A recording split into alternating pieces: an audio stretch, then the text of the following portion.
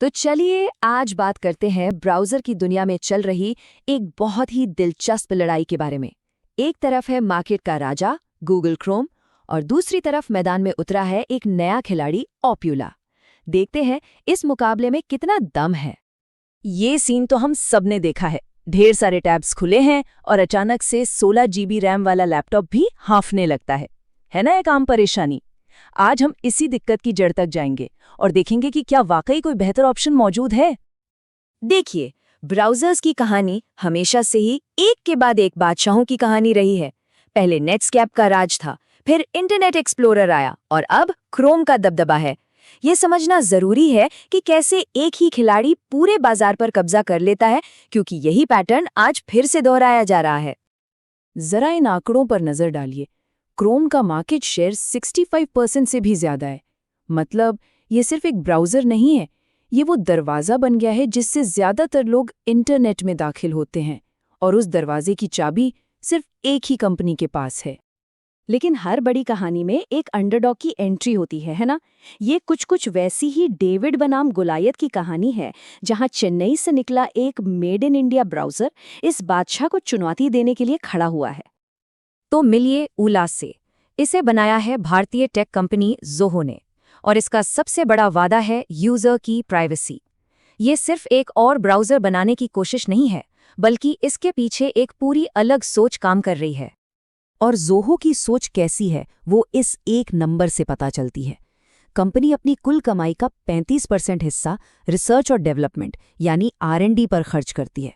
इसका सीधा मतलब है कि उनका फोकस सिर्फ सर्विसेज बेचने पर नहीं, बल्कि सच में कुछ नया और बेहतर बनाने पर है। हमारे सोर्स मटेरियल में एक बहुत ही बढ़िया एनालॉजी मिली है जो इन दोनों का फर्क बहुत अच्छे से समझाती है। क्रोम एक ग्लोबल ब्रांड स्टारबक्स जैसा है, जो आपके अनुभव के बदले में आपका डेटा लेता है। वहीं उला वो टपरी वाली चाय की तरह है, सीधी साधी, भरोसेमंद और सिर्फ अपना काम करती है।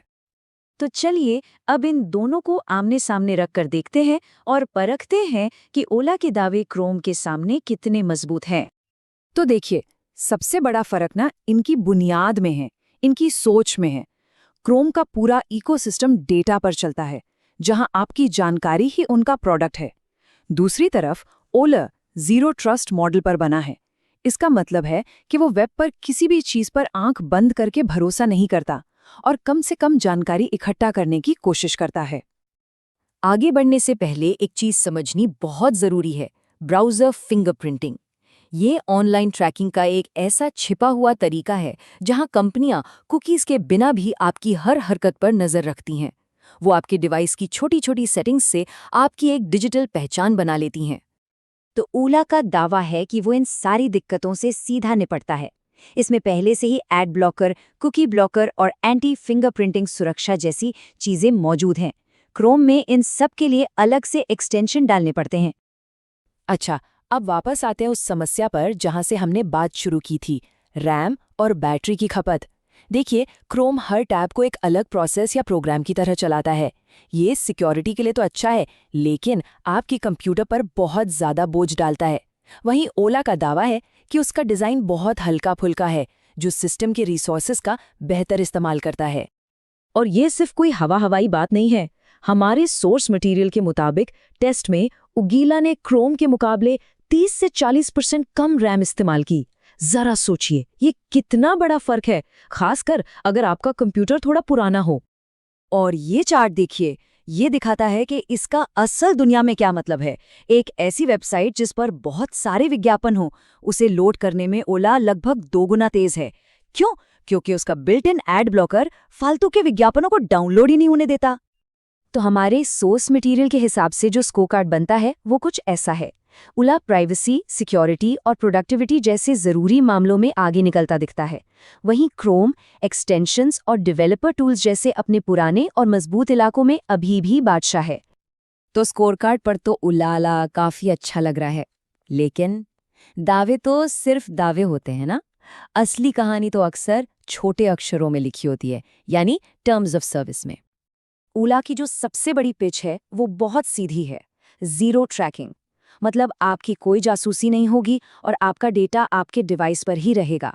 ये एक बहुत बड़ा वादा है। लेकिन जब हमने इसकी टर्म्स ऑफ सर्विस को पढ़ा तो कहानी में एक छोटा सा ट्विस्ट है। ओला डिफ़ॉल्ट रूप से कुछ बुनियादी जानकारी इकट्ठा करता है, जैसे कि ब्राउज़र का वर्जन कौन सा है, ऑपरेटिंग सिस्टम कौन सा है वगैरह। तो ज़ीरो ट्रैकिंग का दावा 100% सही नहीं है, हालांकि ये क्रोम के डेटा कलेक्शन के सामने कुछ भी नहीं है। इसके अलावा कुछ और स्टैंडर्ड लीगल बातें भी हैं जो पता होनी चाहिए, जैसे ब्राउज़र एज इज बेसिस पर दिया जाता है और किसी बड़े नुकसान की हालत में कंपनी की जिम्मेदारी सीमित होती है। ये सब जानना ज़रूरी है। तो ठीक है, प्राइवेसी की बात हो गई, परफॉर्मेंस की बात हो गई, लेकिन एक और एंगल है जो इन सब से कहीं ज़्यादा बड़ा है, और वो है डेटा सॉवरेनिटी का। ये सिर्फ आपकी प्राइवेसी का सवाल नहीं है, ये सवाल है कि आपके डेटा पर नियंत्रण किसका है। अब ये डेटा सॉवरेनिटी क्या भला है? इसका मतलब बहुत सीधा सा है। आपका डिजिटल डेटा जिस देश की ज़मीन पर स्टोर किया जाता है, उस पर उसी देश के कानून लागू होते हैं।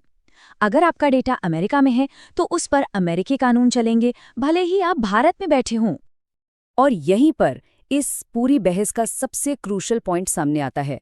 जब आप ज़ोहो मेल जैसी कोई भारतीय सर्विस क्रोम जैसे अमेरिकी ब्राउज़र पर इस्तेमाल करते हैं तो आपका डेटा विदेशी कानूनों के दायरे में आ सकता है। लेकिन जब आप उलाला जैसे भारतीय ब्राउज़र पर कोई भारतीय सर्विस इस्तेमाल करते हैं तो एक कंप्लीट इंडियन टेक स्टैक बनता है, जहां आपका डेटा शुरू से आखिर तक भारतीय कानूनों के तहत सुरक्षित रहता है। और आखिर में ये हमें एक बहुत बड़े सवाल पर लाकर खड़ा कर देता है। क्या इंटरनेट का भविष्य पुराने खिलाड़ियों की दी हुई सुविधा और नए चैलेंजर्स की तरफ से पेश की गई डेटा संप्रभुता के बीच एक चुनाव होगा? ये एक ऐसा सवाल है जिस पर हम सभी को सोचना चाहिए।